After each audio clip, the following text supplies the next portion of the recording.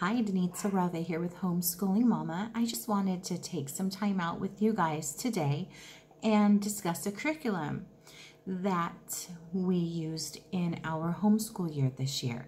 And I really enjoyed it, and the girls really enjoyed it. So I think we're going to go ahead and move forward with it for at least part of the 2019-2020 school year. The curriculum that I'm speaking about is called Moving Beyond the Page, and this year was our very first year using it, so I only purchased one portion of the curriculum. This curriculum is massive. It's very, very comprehensive, but we wanted to try it out first before we committed to a full semester or two of, or even year of curriculum. And the reason why I say that is because you can do each unit or each subject individually. So you can have this curriculum for an entire year. You can have the curriculum for a semester or even half a semester. I believe each one of these subjects will take you through about 9 weeks. So, which fits in perfect with us because I mentioned before in a prior video, we homeschool 6 weeks and then we take the 7th week off and then we go back again. So this actually works out really good with us, even though it's 9 weeks. It's very small to have to pick back up again when we come back to school for the 8th week. We would only have like 2 weeks of this left. We do this curriculum about 4 days a week, so we do it Monday through Thursday. I try to keep Fridays open as like fun days or makeup days for whatever it was we didn't get to accomplish during the week because we had maybe doctor's appointments or physical therapy appointments, or we just had things that came up because life happens. And we always like to have a backup day just for that. So that way we're not going into the weekend, which is family time and free time for the kids. So anyway, so this is part of Moving Beyond the Page language arts series. We purchased this one, and then we also purchased the science unit that goes to this, but I will go ahead and do a review on that one, the science one, in a different video. I just kind of wanted to focus on this one today. So this is the book, The Wanderer. We got this from our library. We borrowed it. You can purchase this with the workbook if you want to, but we decided just to save like $10 and rent the library book. So that way we can use the $10 on something else elsewhere. So this book is a great book. It's by Sharon Creech, and she's won numerous awards for this book. Pretty much, I don't want to give the whole book away, but just a little premise of the book. The story is told by two different characters, Sophie and Cody, okay? So when you're reading this, you're getting two very different points of view on what is happening in the story. Basically, it's about a 13-year-old girl named Sophie who sets out to sail upon a sailboat with her on the open seas, and the sailboat is called the Wanderer. And she sails with her cousins and her uncles, and they're sailing to England, which is neat. So the book is very well written. It's a book that is a story of self-discovery for basically everyone on the trip. You see all the characters grow in the book, especially towards the end. Like I said, it's very well written. It's a story about perseverance, how to keep going in times of troubles, the author gives the characters a great voice, a really, really good voice. You can actually see and visualize what they're seeing. You can feel what they're feeling. It's just very well written. You'll laugh. You'll definitely laugh, especially when it's Cody talking in the book. You'll cry a little bit here and there. My 13-year-old daughter thoroughly enjoyed this, and she and I shed a few tears throughout the book. But it's not depressing, not by any means. I would say this book is good for even a 4th grader. We're doing this past year, and my daughter was in 7th grade. So the book is good for like 4th to 7th grade. I think any younger than that, they really wouldn't be able to grasp the story unless your child is really advanced. So the chapters in this book are pretty short.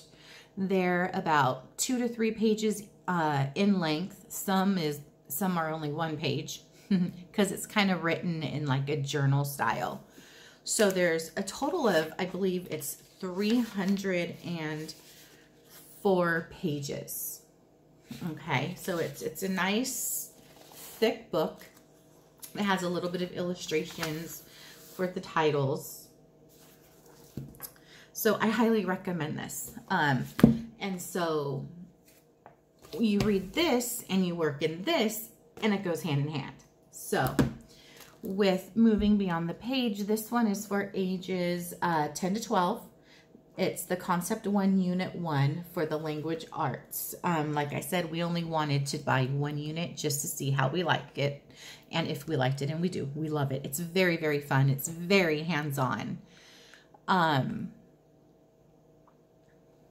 So like I said, the other books with Moving Beyond the Page with this series, it can go in conjunction with each other, or you can use it independently. And so that's why I purchased this, and then I purchased the science one that actually goes with the Wanderer, because the Wanderer talks about all the elements of the sea, the weather, the climate, and so that is what I got for the science portion of it. It's a very hands-on curriculum for your students. It's more of a student-directed learning experience, but you can be as involved as you want in this curriculum. It's totally up to you. In the very back, they have like a parent overview where you can go over like the answers to the questions that your student or your child is answering. It's pretty thorough, I thought. I did supplement some ELA subject or topics in here, like subject and predicate. She did pretty good with that, but there was just a little bit that we wanted to really brush up on and have her really learn. So we did some extra worksheets, and we took a little bit of extra time on that. But it's really thorough. So the curriculum is set for like 4 days a week. Let's see here.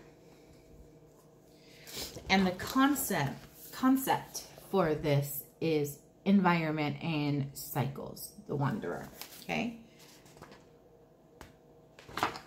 And so it kind of tells you how to use Moving Beyond the Page. And then it also shows you like the days, like Monday assessment, determine which words are already mastered, because they do give you spelling words in the back, which I appreciated, so I didn't have to go and search up spelling words. So we would go ahead and do that. Whatever words she missed, those are the words that we would test on. I'm not a big tester, but I think spelling is pretty important. And then Tuesdays, write the words out. So practice writing words 5 times each. I only did that for the words that she missed, just to reinforce and to relearn the word. Wednesday, it has an option. If you want to write sentences, you can write sentences. So practice using the words in a sentence. And I did do that with all of the words. And then Thursday, test. So missed words are transferred to next week's list. I didn't do that. We just stayed on it. And then Friday, this corresponds with how I teach, none. So you don't have to do anything on Friday if you don't want to. And it says they can keep a daily journal. Another suggestion is, of course, the required literature, which was this, The Wanderer, to go with this.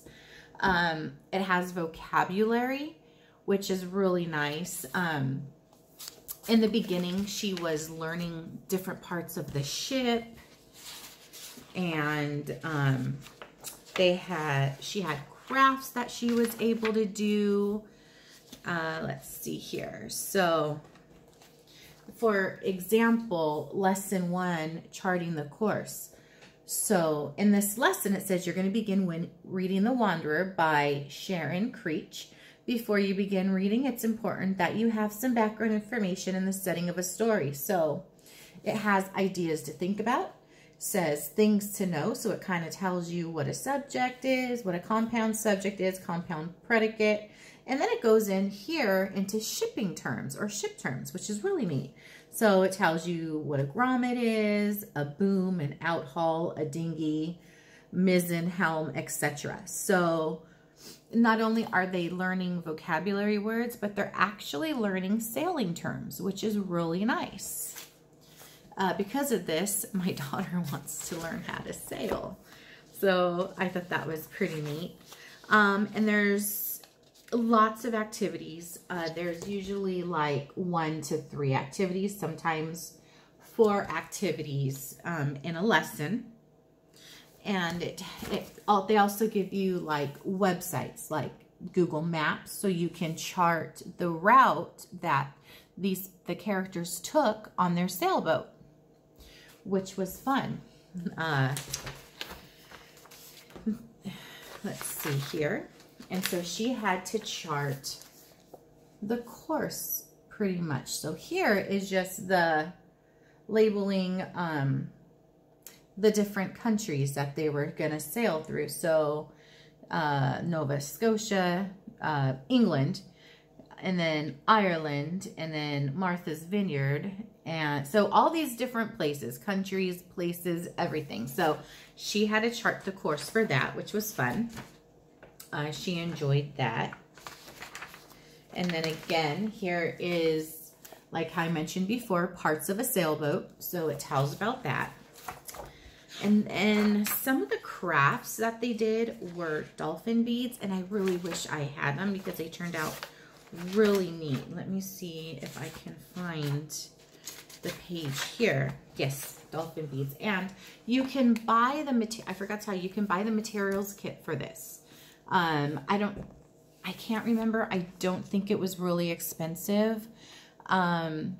But it's definitely worth it because it does ask for maybe some things that you don't have at home or you may not have at home. So she made dolphin beads. So it was out of little teeny tiny beads, and she had to string them up on the safety pins and then build it as kind of like a chain. And you would give those, it's like a friendship bracelet back in our day, but they're dolphin beads, which is really fun.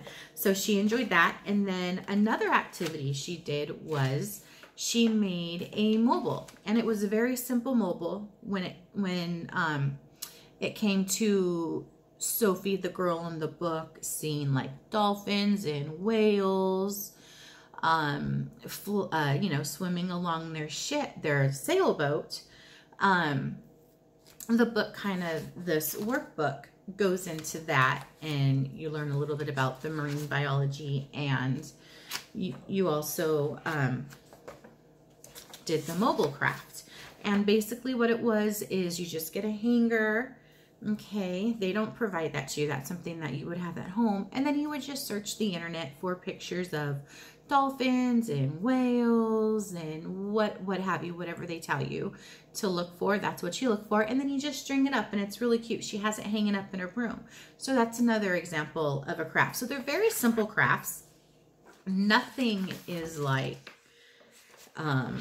where you have to spend an extraordinary amount of money, which is what I like because we're a one-income family. So it definitely helps.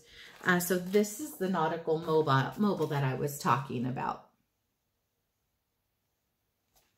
So, and then it goes into further discussion of identifying the voice of each character. And she did really good there. And it goes into subject and predicate. So it is a comprehensive program, which I really liked. And then their final her final project, I say they because my youngest, well, my middle daughter is also doing Moving Beyond the Page, and I'll do a review on that one later.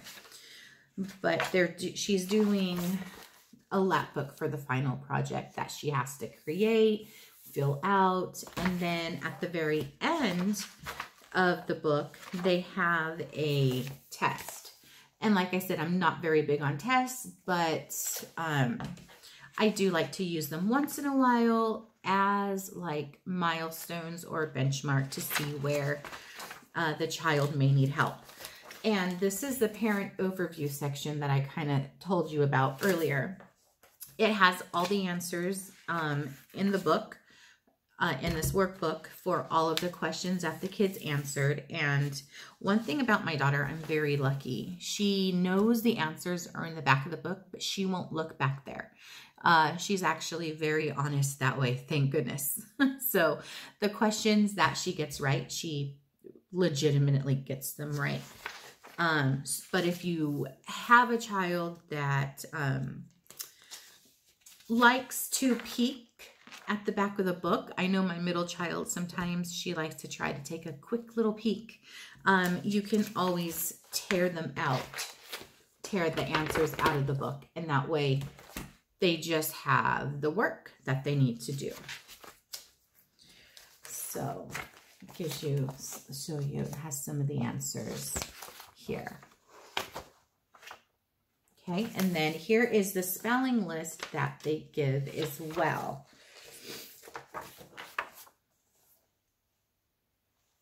So it's spelling words that they should know by the ages of 10 and 12. So they're pretty good words. Pretty good words. My daughter, when she was in public school, she was always like the top speller. So these words were sometimes even challenging for her, but not for the most part, but some of the words here and there.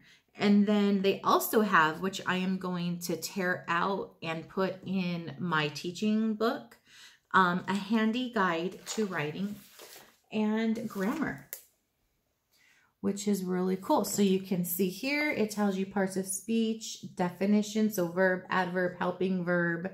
It gives you examples, use in a sentence. So it gives you lots of examples, and it tells you parts of a sentence. So sentence, subject, predicate, types of sentences, so imperative, interrogative, exclamatory, and then it tells you grammar rules about capitalization, punctuation, apostrophes. So it's very, very detailed and very, very good. So when we're done with this, well, we are done with this, so I'm going to throw the whole book away because we don't need it.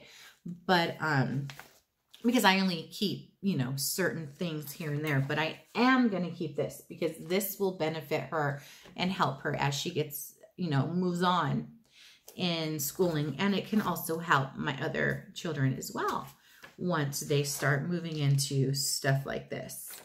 It goes over independent clauses, and then it also gives you a writing rubric that they should have accomplished or are in the process of accomplishing.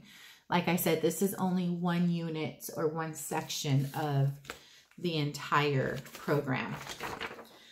So I hope you enjoyed this curriculum review. This was my very first one. So I am a little bit nervous, but I wanted to show you once more before we go. So if you want, so this is what we did. We did the environment and cycles. So we did the weather and climate to use with the Wanderer. So if we were to move forward, Unit 2, which is geography and landforms, then we would read the book and do the language arts work of The People of Sparks. So it goes hand in hand, or you can just do all science, or you can just do all literature. It just, helps reinforce, you know, different ideas if you do them in conjunction with each other, but you don't have to do that. That's what I kind of like about it, because there's other subjects that I like to, or other curriculum that I like for similar subjects. So we kind of intermix, kind of eclectic, and also I love Charlotte, like the Charlotte Mason type of learning.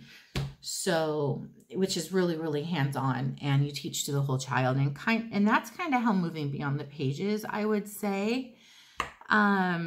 Oh, and there's no need for a teacher's book because, like I said, all the answers are in the back. So that's another plus. As your child gets older and moves up in age and grade, there's less stuff you have to buy. No expensive teacher books. And I know the teacher books can get super expensive.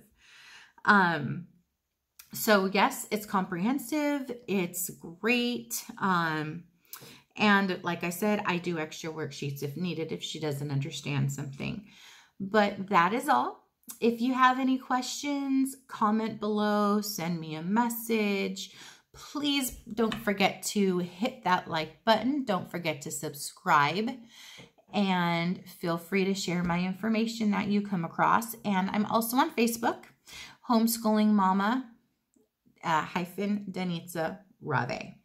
So I look forward to speaking to you guys again soon for my next curriculum review.